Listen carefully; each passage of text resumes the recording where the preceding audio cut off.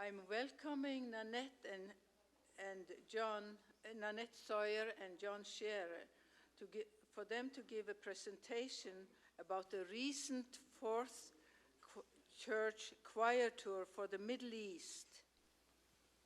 And we're all looking forward to hearing, and maybe we'll end up wishing we would have gone. Hello, everyone.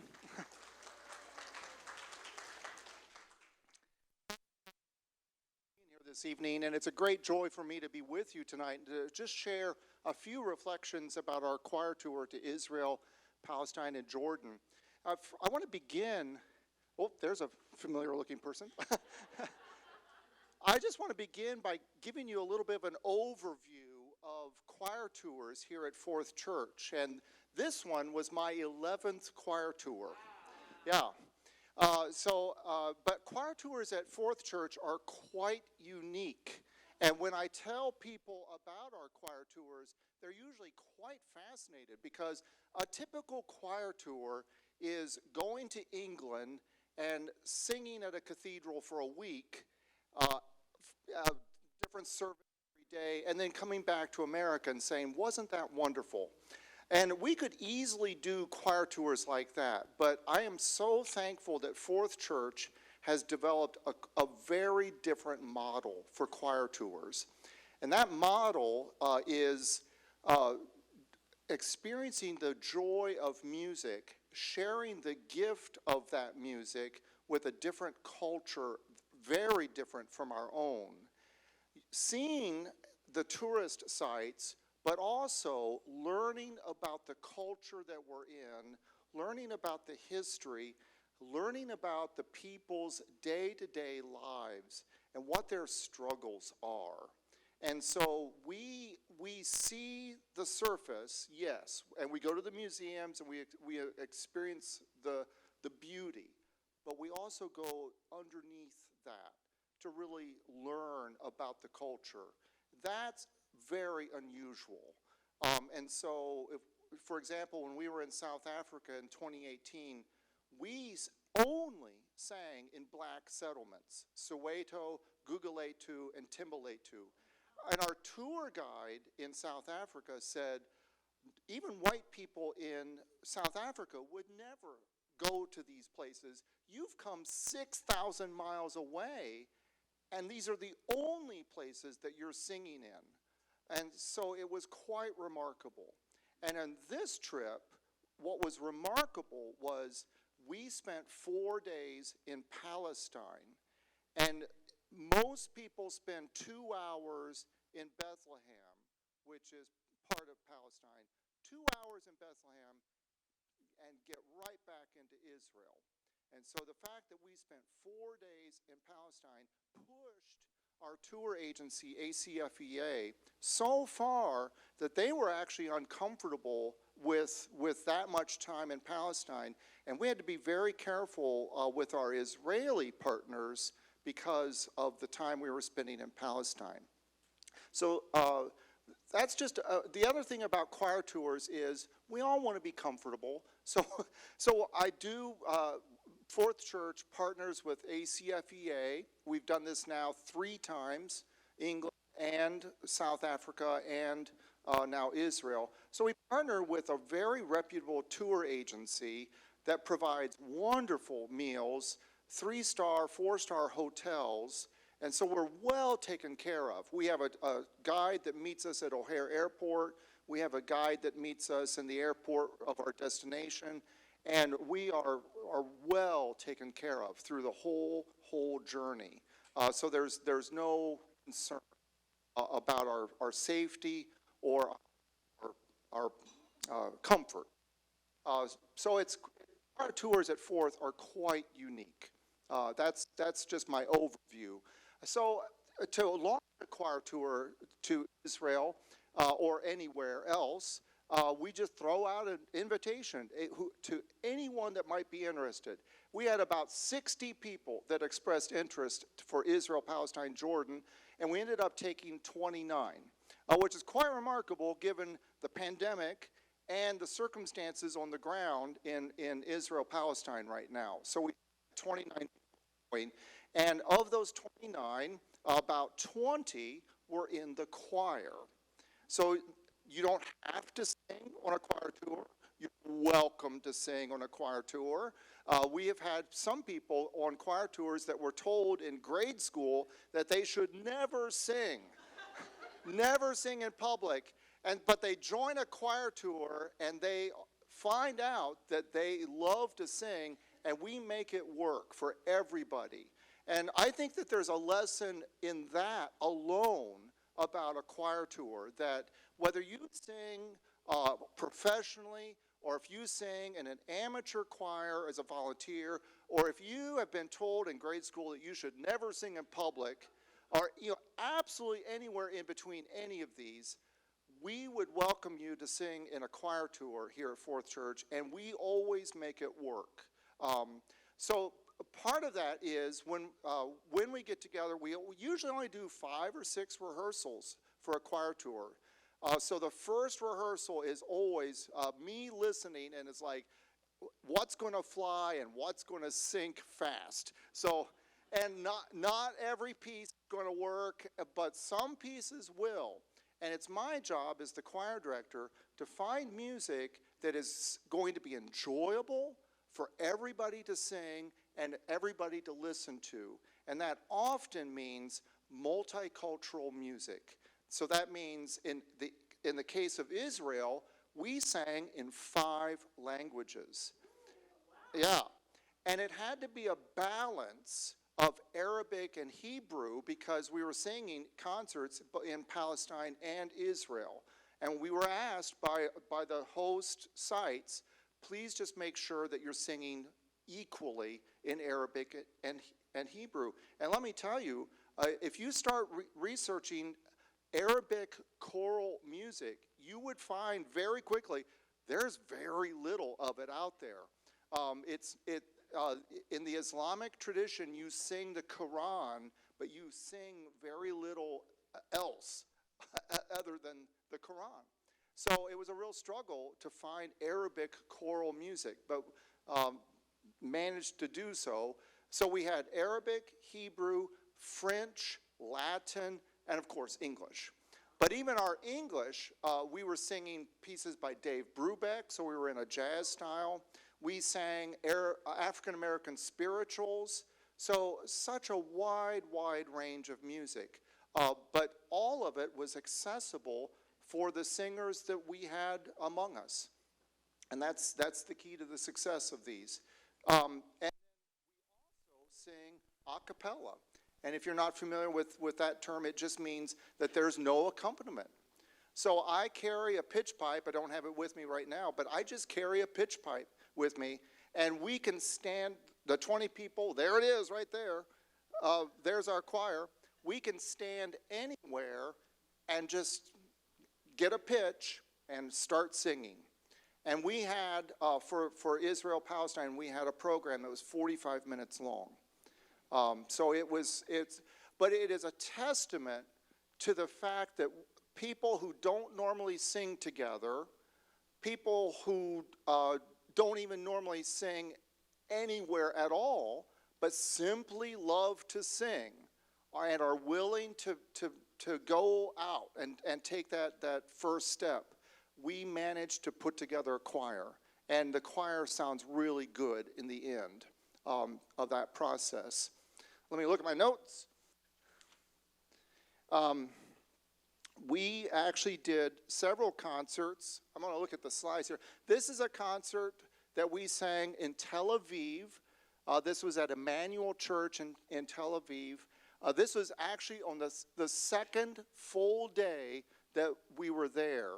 So we had basically just gotten over our jet lag, and it's like, okay, we're on for a 45-minute concert.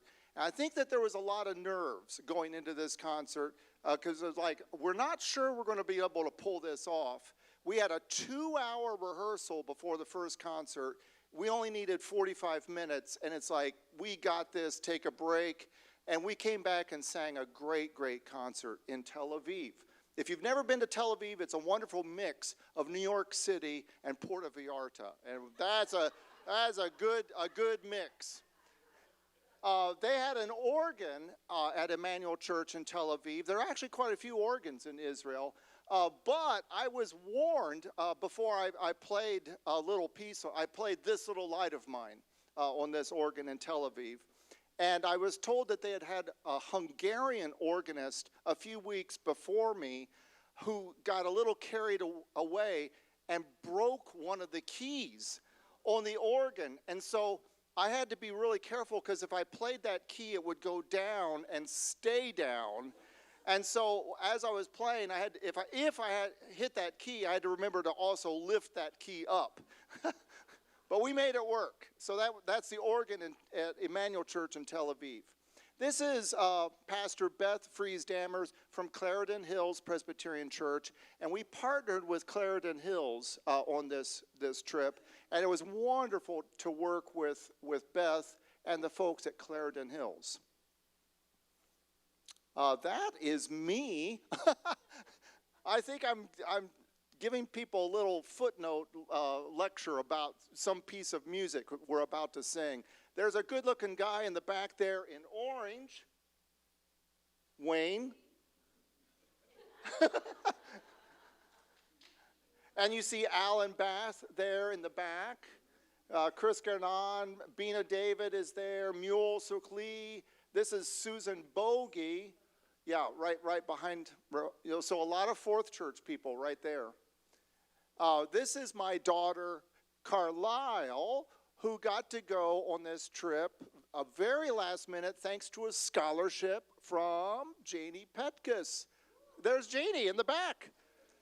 So big thanks to Janie for that gift.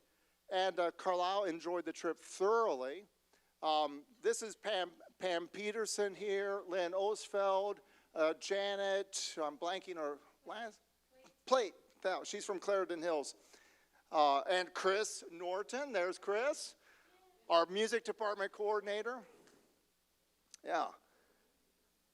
You can see, and this is such a good example of it, we thoroughly love singing together. And so on these trips, you see so many smiles among the choir. And that the facial expressions of the choir communicate so much to the audience members. And so that's actually something we talk about in rehearsals, but you see it right there. And music breaks down those barriers right away. So we are sharing God's love with the people that we are with. And they are giving us a gift, and we are giving them a gift. But it's so mutual and so profound, so deep. There is Pastor Nanette Sawyer. And that is in, where was that at? I think that's the Christmas Lutheran Church. Is that Christmas Lutheran? Yeah.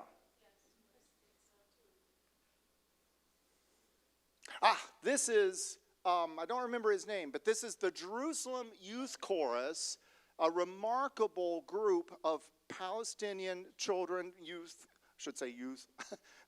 Palestinians and Israelis, and they're purposely bringing them together to break down the boundaries, the barriers that divide us, but using music to bring people together and sing together.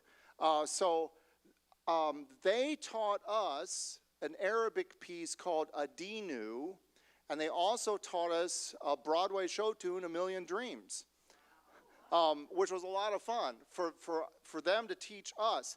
I had sent them Dave Brubeck's All My Hope and another piece. It was the Moses Hogan arrangement, My God Is So High. They had scanned music, sent it to me. I'm like, great, I got it. I had scanned music and sent it to them. I never got an acknowledgement. That's an important oversight.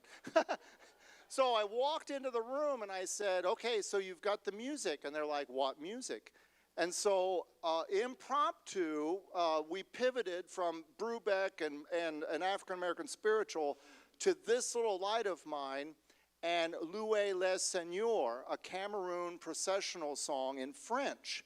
And so I ended up teaching the Jerusalem Youth Chorus This Little Light of Mine and the Cameroon processional song, Loué le Seigneur. And our tour guide said it was like dropping a pebble in an ocean. And he said, 10 years from now, we'll come back to Israel, and all of those kids will have taught their choirs This Little Light of Mine. And I like that.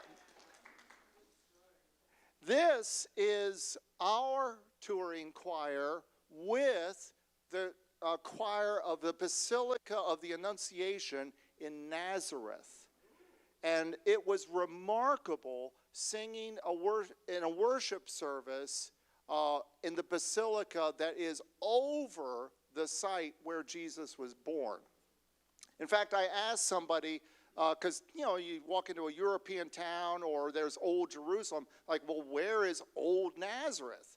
I couldn't quite figure it out, and they were like, well, the Basilica is on top of it, So, but this is inside the Basilica of the Annunciation in Nazareth, and their choir was fabulous, and so they would sing some pieces, but because it was a Catholic liturgy, and I worked in a Catholic church for 4 years, and it's quite similar to Lutheran Episcopal services, which I've also worked in. Even though I didn't speak a word of Arabic, I knew exactly what was happening during the worship service because the liturgy is the same worldwide. So when it was time for a communion anthem or time for an offertory anthem, I knew exactly when to sing, and it was just a wonderful feeling of universality right there. But no, that's okay. There's Bob Doak in the back, and his wife Susie. I'm not sure. So this is with the Jerusalem Youth Chorus, yeah. Another thing that people comment on often in our choir tours, and you can see this with Susie, Mule, we're very intentional. We wear just black pants, black from the waist down, but bright colors on top, and solid colors, but we blend in when we're on the street. You wouldn't pick up that, oh, that's a choir. But when we stand together, we look like a tapestry, and it's a burst of color, and you can tell, oh, there's a plan here. But it's not frumpy, choir clothes. It's something it's positive, it's bright, and that's also quite unusual. Yeah. I've worn my uniform today.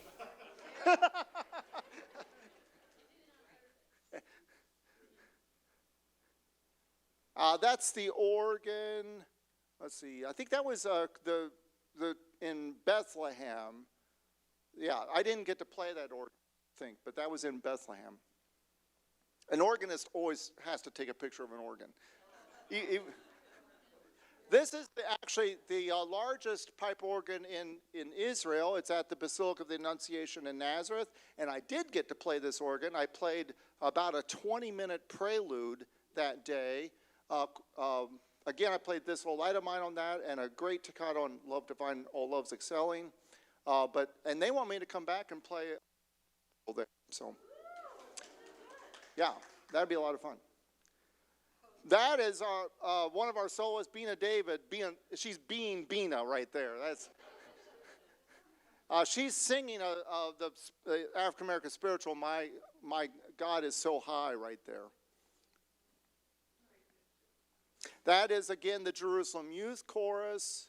We're now singing a little bit of a concert with them. That's me being grateful.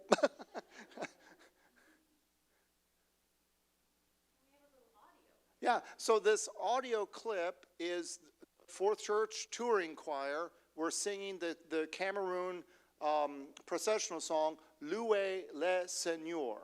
And so you're going to hear us singing in Israel now.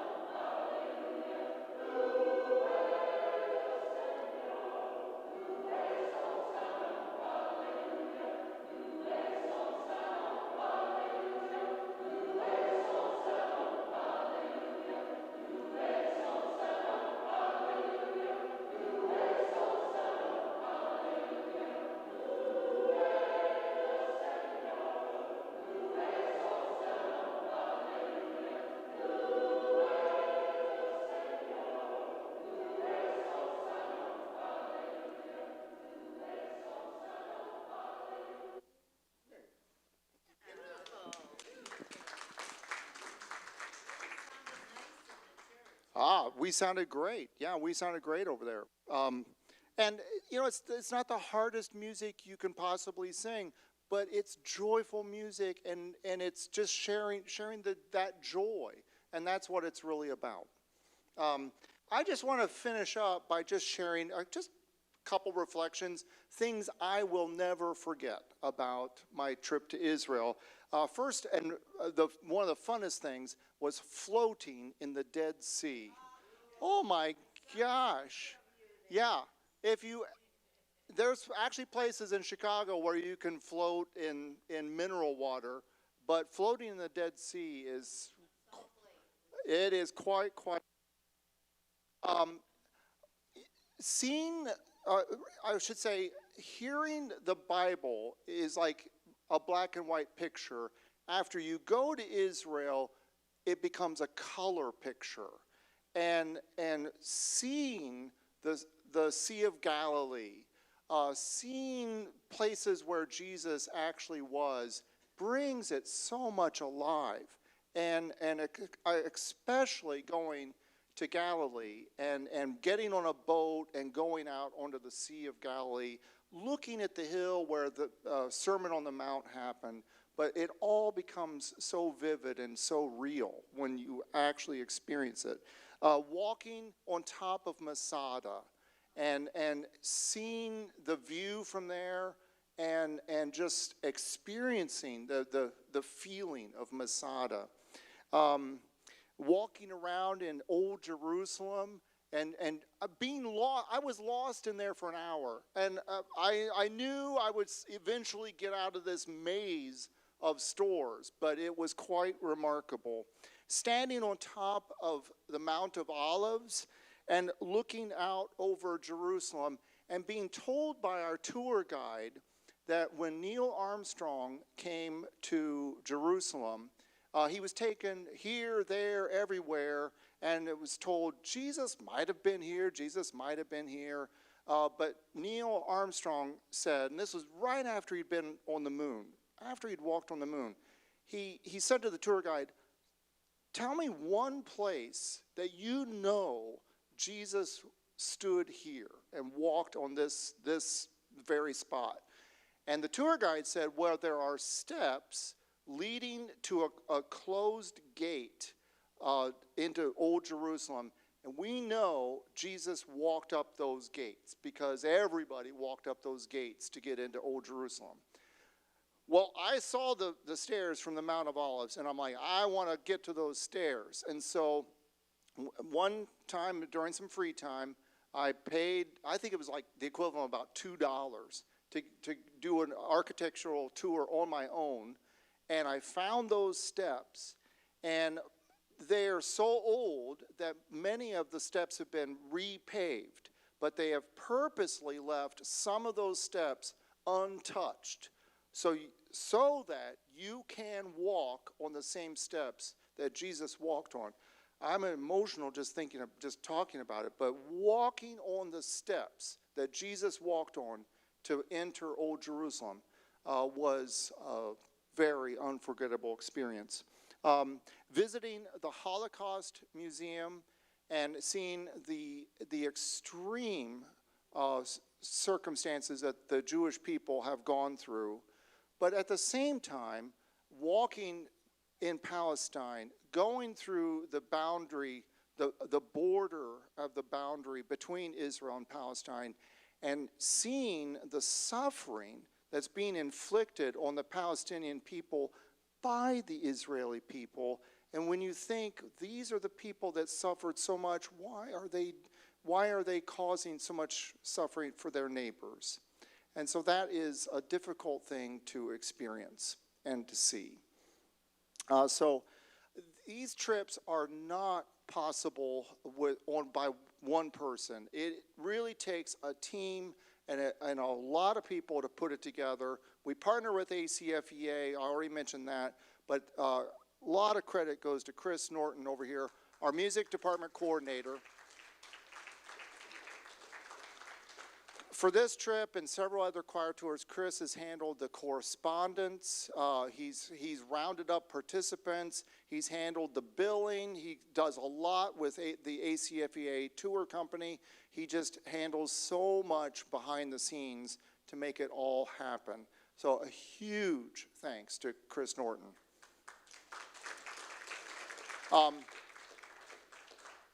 And in this trip and all the choir tours, we have a clergy person that goes with us. And Nanette was our person from Fourth Church on this trip. Nanette and Beth both did a lot before we go on the trip. We do a lot of community building. Nanette did that for us to help us learn about the history and the culture of the people that we're about to experience. So I'm going to turn it right over to Nanette at this point. And thank you again. Thank you very much.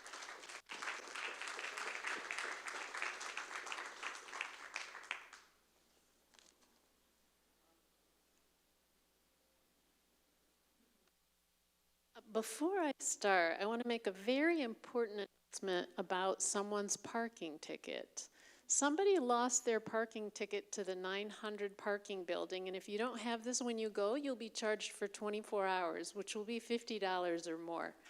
So check that if you parked in the 900 shops, check and see if you've got your parking ticket, and it's right here for whoever needs that.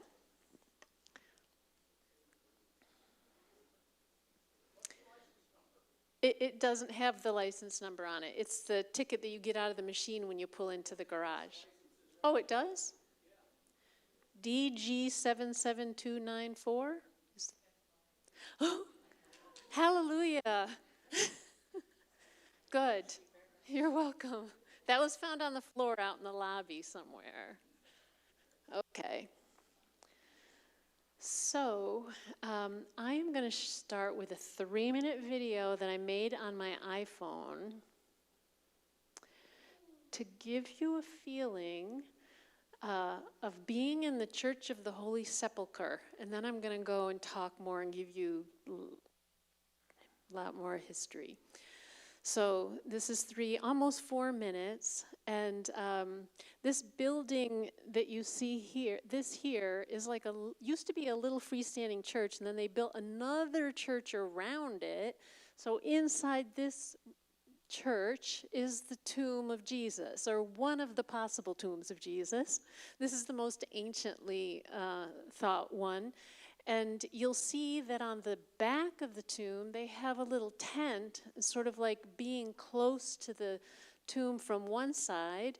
And Coptic Egyptian Christians are there worshiping in a certain style. And after we see that for a minute, the camera will swing around to this side, and you'll see the Catholics worshiping on this side by the door leading into Jesus' tomb. And I just want to give you a feeling for being inside there to get us started.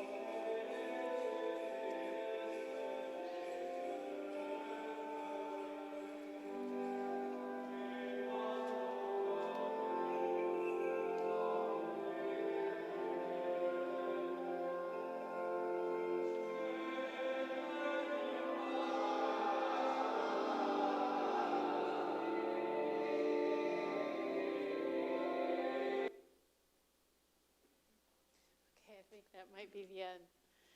So it is so physical being there. I wanted to give you a feel for that, for what that would be like.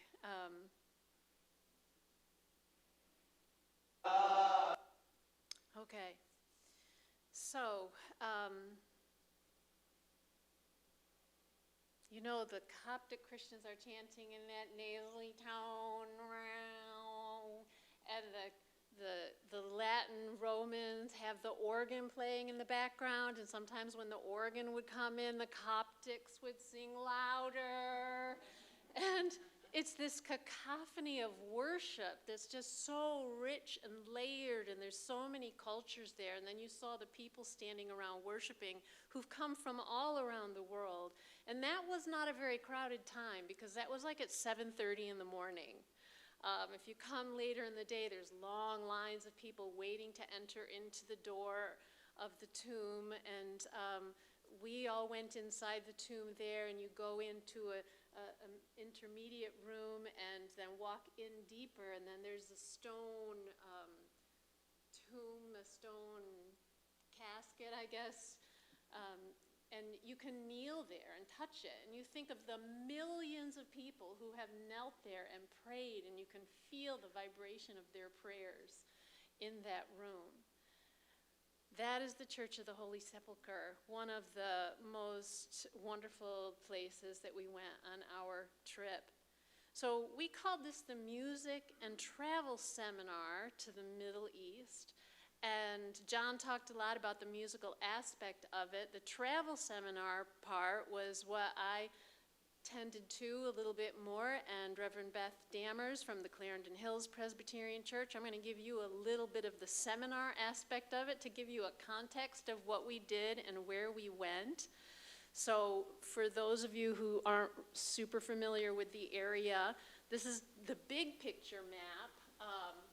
Let's see if I can use this. I have a little pointer that Fred brought for me.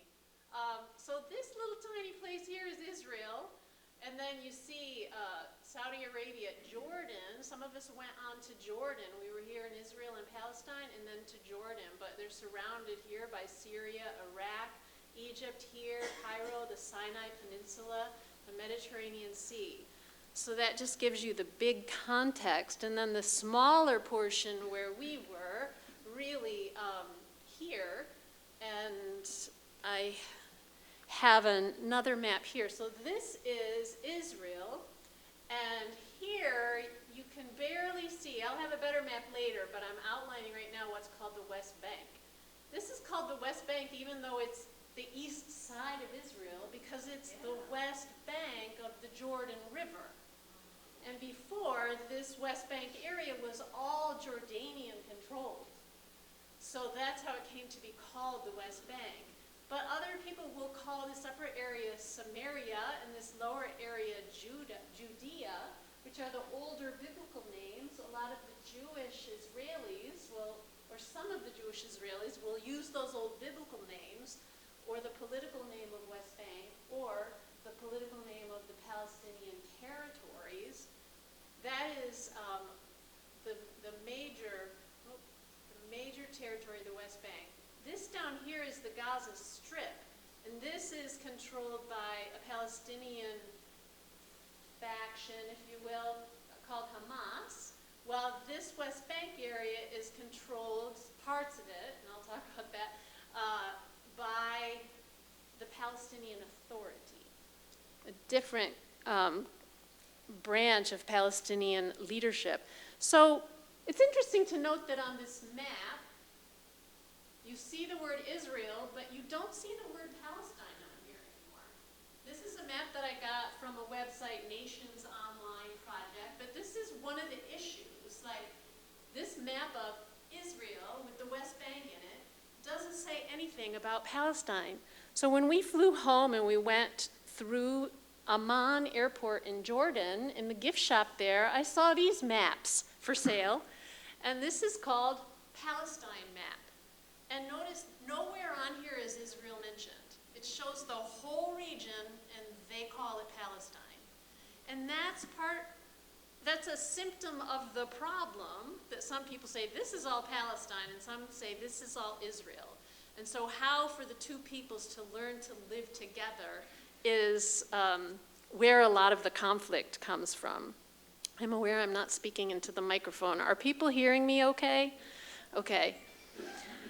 So here is a map of the region. I want to show you where we went. So here again is the West Bank. I've now expanded it.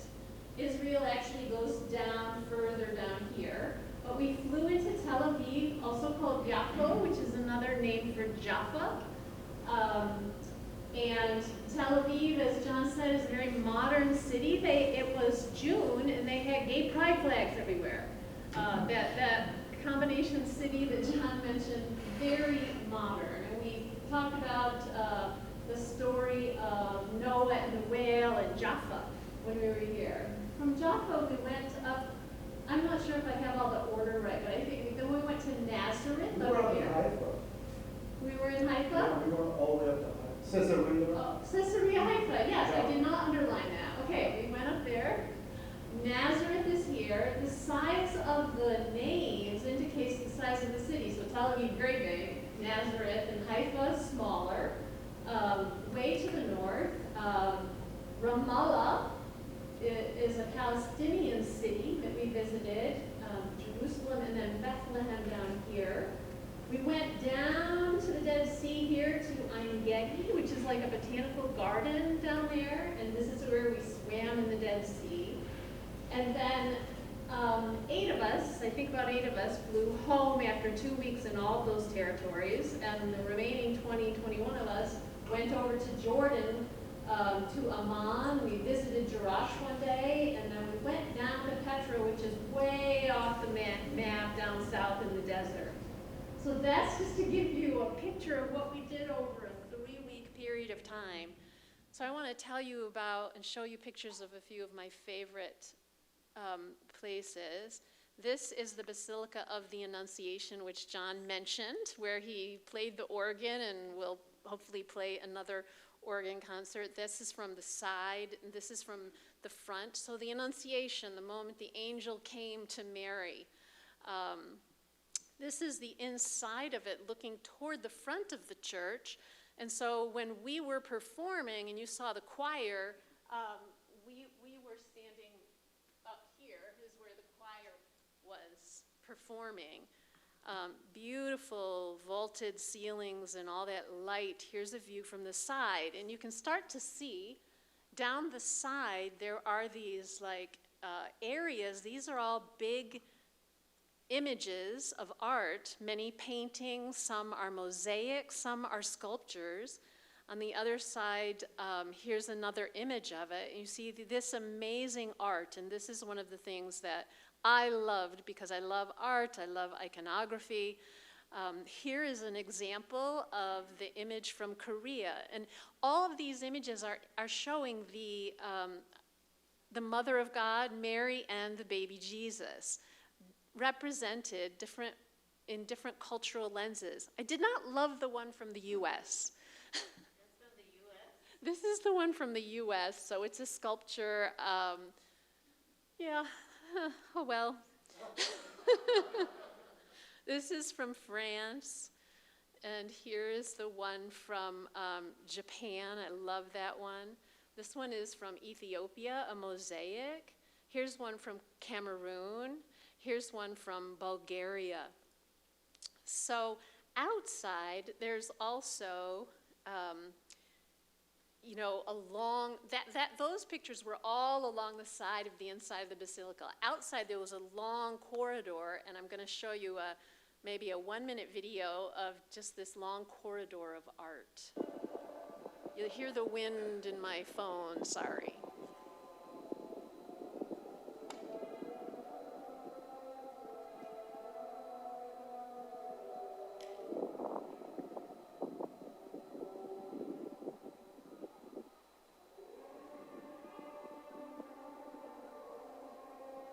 Just giving you a full circle view of this hallway outside And in the background, you can hear Islamic music, call to prayer. And you often hear that while you're there, moving throughout your day. Here's John at that organ. So this is the view from the choir looking out. And what John was saying about the pattern being the same, like we could tell, oh, this part, even though it's all in Arabic, oh, this sounds like the prayer of confession. Oh, this is the affirmation of faith, all in Arabic, but we could tell by the rhythms and the breaks and the pauses. The choir standing next to us was singing all in Arabic, and we were singing in our multiple languages. It was very powerful. This is the congregation beginning to gather for that Sunday morning worship service. So John mentioned this is a Catholic basilica. And so we discussed as a choir before we went in there, would we be able to have communion? Because the Catholic communion table is not generally open to Protestants. They don't serve Protestants. So we all kind of braced ourselves for not sharing communion when everybody else shared communion. But when it came time, they invited us forward. And the priest served us communion in the Catholic way, putting the wafer on our tongue. And afterwards, I spoke with one of the monks there, a Franciscan monk, one of the brown-robed monks. He was the one who shared the organ bench with John. Afterwards, I said to him, "Thank you for sharing the body of Christ with us." And he said, "I wanted to make a gesture of Christian unity." It was so powerful to be embraced in that way. So we also shared communion the next Sunday at this St. George's Anglican Cathedral? Yes, okay, great. And Susie, Bob's wife, is an Anglican priest, so she was delighted there in the blue to be able to read, I think it was the scripture during the worship service that morning. And someone snapped a picture of me receiving communion from the priest. So in the Anglican Church, we anticipated being welcome because they're also Protestants and our communion tables are open to each other. So looking again at the map, so we've looked at Nazareth and Jerusalem a little bit. Then we went on to Bethlehem, and this is the Church of the Nativity, also a favorite place, very powerful. So this is the one where we see the place of the birth of Jesus. And you can't see it very well, but right back here where all the people are lined up, there's a little door. And this is called the door of humility because it is so small, you have to bow to enter in through the door of humility that's bringing us to the birthplace of Jesus. Here we had a Palestinian guide, Kamal, and he was telling us, we have the story of the birth of Jesus in the inn, but he said in this region, the inn or the place of lodging would have been caves. And if you were going to give birth, you would go to the far back of the cave where it would be the warmest because the animals would also be in the cave, staying warm. And so there is a cave that they've identified, and in there they've identified this spot where you see this woman bowing down to the place, which is marked as the birthplace of Jesus. And on the floor inside there they have this 14-pointed star, the Star of Bethlehem. In the cave, you can see there was a fire in there at one point. There's a lot of burning on the roof. They've got it decorated, but because of the way that the different Christian faith communities are trying to work together, they sometimes are stuck in the way things were and can't even fix up things when they get destroyed. So you still see the burnt cave. They're not able to fix it. I want to talk a little bit about the conflict, what we saw and didn't see. So these red signs are posted on the highways when you're going into Palestinian-controlled territory. This sign says, "This road leads to Area A under the Palestinian Authority. The entrance for Israeli citizens is forbidden, dangerous to your lives, and it is against the Israeli law." So if you have an Israeli passport, you're not allowed to go into the Palestinian territories. Our Israeli tour guide had dual citizenship and had a Swedish passport, so he actually went with us into Bethlehem. There are other signs like this one crossing to the Israeli side of the wall. It's sort of the reverse. Authorized vehicles only, this sign says. Tourist buses, CC and CD license plates, Israeli license plates, international organizations, and senior religious vehicles can pass through here. This is the view from our bus of a checkpoint. And so you can see the soldiers are checking one of the cars trying to go through, making them open the trunk, searching everything. I feel like we were protected as a tourist bus from encountering the conflict in many ways. These signs just give you a sense that the conflict is there underneath the surface. We discussed a little bit how we kind of thought we'd see more of the conflict, but it's like it was hidden from us. So when we got to the checkpoint in our tourist bus of American tourists, a fully armed Israeli soldier would come on and look around, and we would all hold up our little piece of paper that was like our permission to enter Israel. They would look around and say, okay, and leave. And that was a checkpoint for us. But for this person in this photo, the checkpoint was something very different indeed. Here are some pictures of the West Bank. I'm going to skip over this. This picture shows it a little easier. Some of the signs talked about Area A, there are Area B, Area C. These are different areas that are managed in different ways. So Area A is about 18% of the West Bank, and it's under Palestinian control. So Palestinian cities are in there, political and military control in Area A. Area B, the light pink, these are 22% of this West Bank area, and it's Palestinian civil law, but it's supposed to share security with Israeli military, so kind of a joint control, supposedly, although that's questioned when you get, like, is this really working?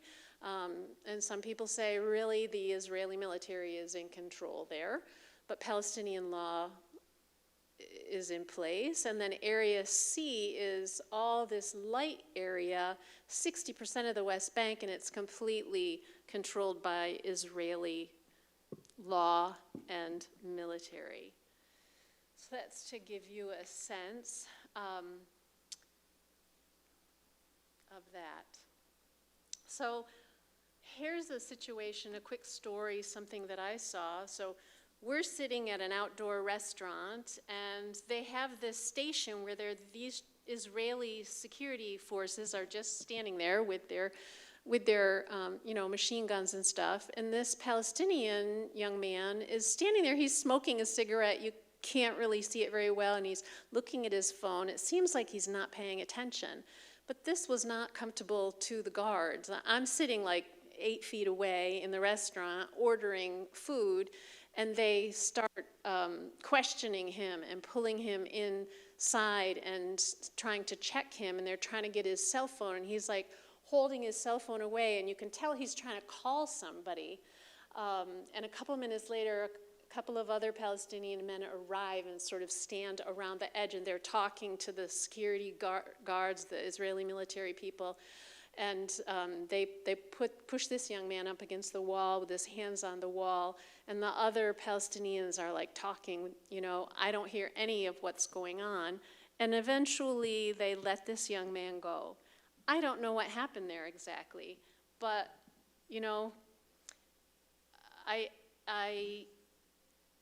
I felt it was just the tip of an iceberg of the violence that we weren't really seeing, and that was always kind of there under the surface.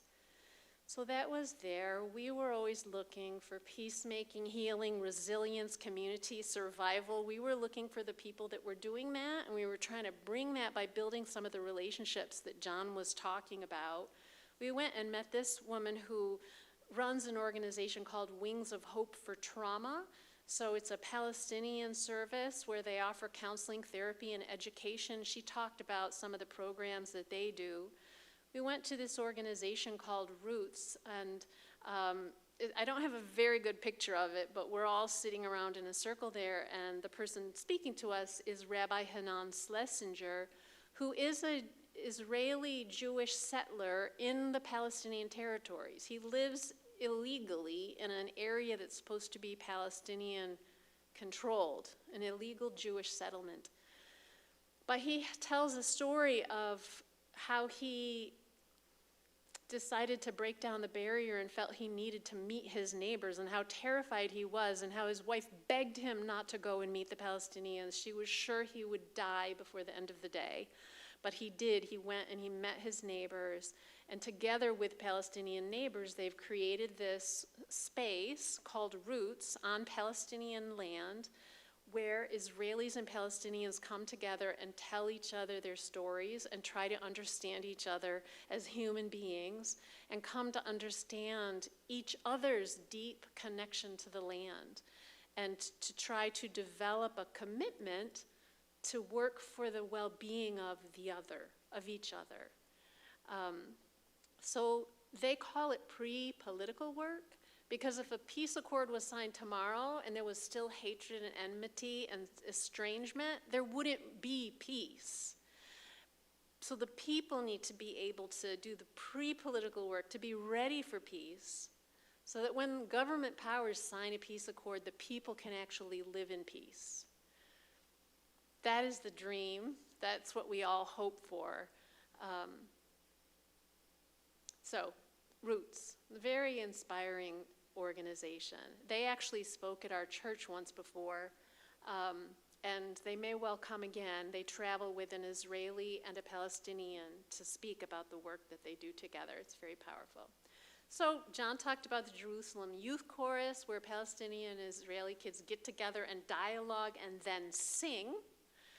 The Polyphony Foundation is another organization we met with, and they train Palestinian youth to be in orchestras. Like, they develop orchestral skills and teach people how to play cellos and all manner of orchestral music. Dar al-Khalima University music students, we visited with them. And then we went to Al-Kaman Jati Music School in the Palestinian territories. I have a 12-second video I want to show you. Somebody on our trip has the great video, I'm sure, of them actually performing for us in this room. They sang the most beautiful, exuberant music. And then we sang, and John alluded to this, then we sang This Little Light of Mine, yeah. And then we left, and we went up on the roof. We were talking with the leaders, and we started to hear them singing This Little Light of Mine. They had learned it by hearing it, and were starting to teach it to themselves and each other. It was amazing. This 12-second video is like them warming up, but it will just give you a snapshot of like the feel in that room.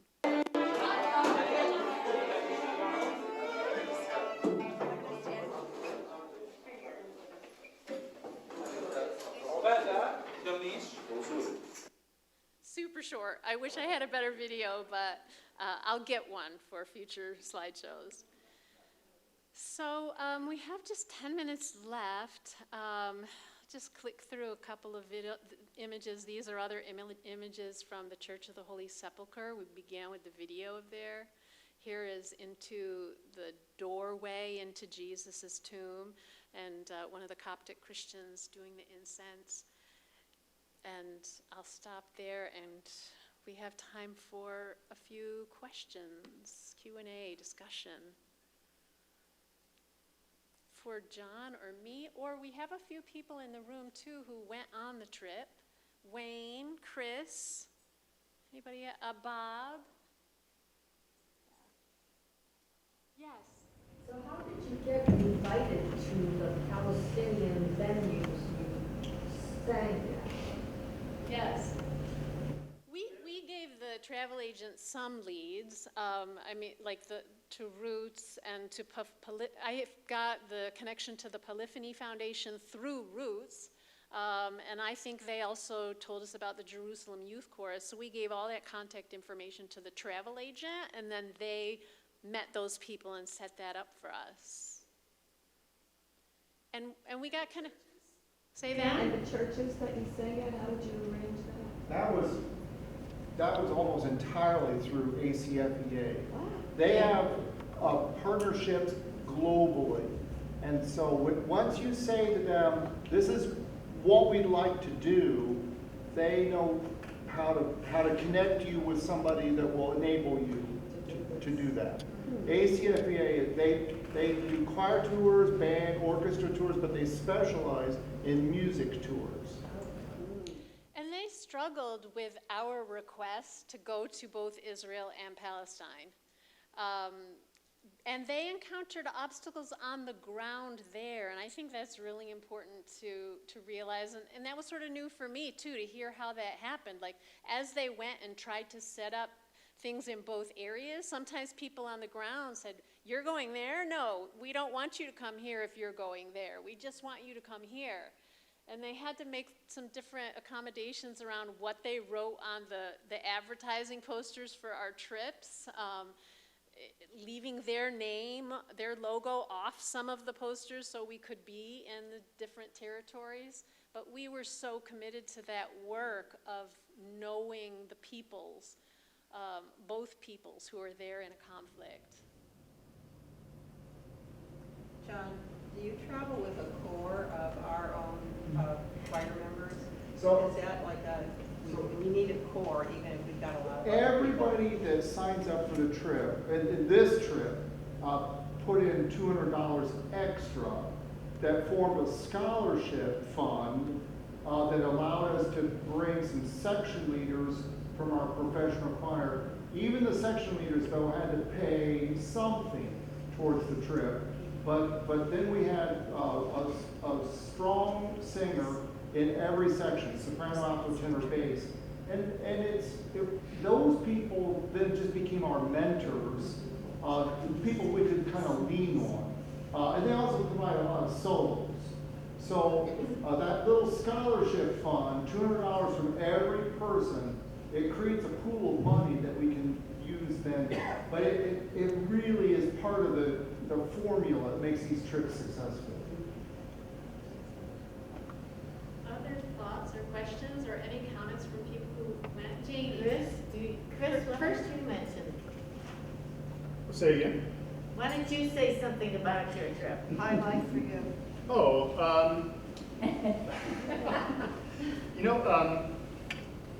the thing I really took away from being in Israel was you just can't look at anything or go anywhere and not be reflective of the history. It is so incredibly dense. And of course that's evident sometimes when you're standing at, where we believe Jesus might have been born, or where we believe Jesus might have been buried, or when you're on the Sea of Galilee and you think, maybe this was the spot where he told them to cast the nets on the other side. It's also even devoid of a religious aspect, which admittedly is very hard to do in a place like Israel. I remember we were in Nazareth and we had just gotten to the hotel and they were very clear. They said, hey, the pool's closing in an hour. If you want pool time, do that. And I was just standing looking out on this lovely valley behind. It was very agrarian. And I mentioned to the tour guide, this reminds me of where I'm from in rural Illinois in so many ways. And he says, this is the valley of Har Megiddo, which is the etymological word that we now know as Armageddon. So this beautiful rolling plains of fresh crops coming in is where the end is supposed to happen. And that sort of experience is everywhere in Israel. And yet people are buying their groceries and taking their kids to work and just living their everyday lives. And I thought that was so interesting because we go back to about 1871 here in Chicago, and everything pre-fire we don't count, even though, of course, that's a fascinating history. But that's what I took away from Israel, was very much the importance. It's not self-importance, it's self-evidently important. And the people just live their lives in many ways that we don't hear about here, peacefully and happily and with empathy toward those around them. There was a lot of talk in the run-up to this trip of, are we going to be safe in Israel? And the answer is, yeah, really. You know, I mean, in a larger sense, yes, you're going to be. People are happy to see Americans. They're happy to see Christians. They're happy to share their stories. I'll be real honest, I was extremely moved by the trip. It was an incredibly beautiful place, full of incredibly wonderful people. And I would urge absolutely every one of you to try and go if you could. Thank you, Chris. Speaking of that, in 2 years, where are you going, John? Yeah, let's hear about possible future trips.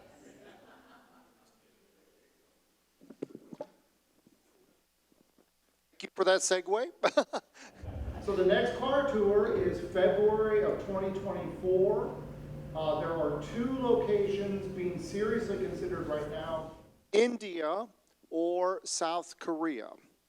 I know this is a straw poll, and I know there's no commitment here at all, but just would be very curious, hands up for India or hands up for South Korea. So India first. 1, 2, 3, 4, 5, 6, 7, 8, 9, 10, 11, 12, 13. Yeah, that was India, so here's South Korea. 1, 2, 3, 4, 5, 6, 7, 8, 9, 10, 11, 12. I think it's almost like it's well, yeah, so the next choir tour is already under discussion, and it's February of 2024. I know a lot of you love to travel, and I just hope that you will consider a choir tour in February 2024 for your travel plans. And right now, it's very seriously South Korea or India. We would partner with ACFEA, so you will be well taken care of. And you're going to have a great time On a choir tour. Well, thank you all very much. I'm going to hand the mic over to Gun, who's going to wrap up the evening for us.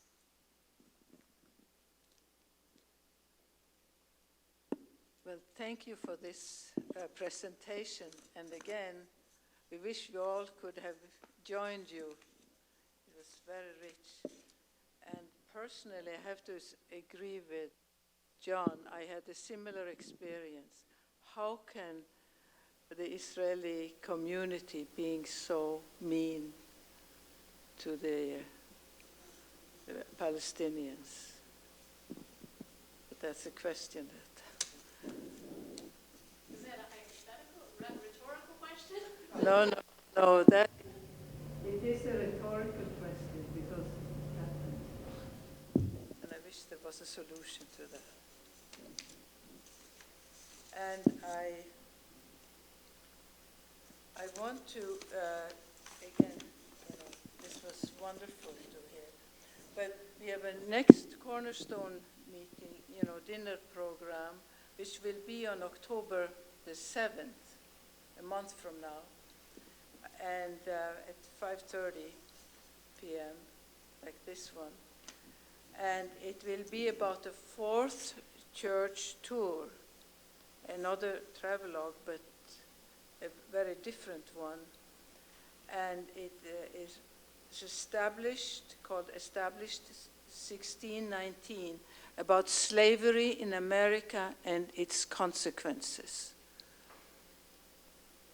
And we hope to see you there, and have a blessed evening and good night.